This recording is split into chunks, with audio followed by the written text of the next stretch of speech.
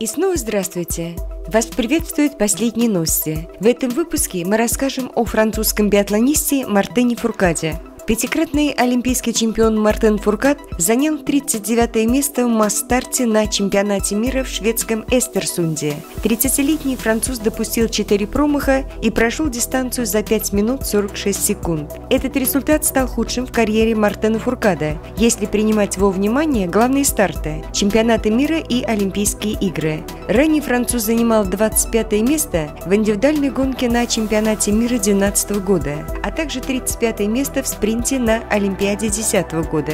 Напомним, что Фуркад занимает 5-е место в общем зачете Кубка мира. А нам остается пожелать Мартену Фуркаду, чтобы он справился со всеми трудностями. Спасибо за просмотр этого видео. Не забудь подписаться на канал и нажать на колокольчик, чтобы не пропустить новые выпуски.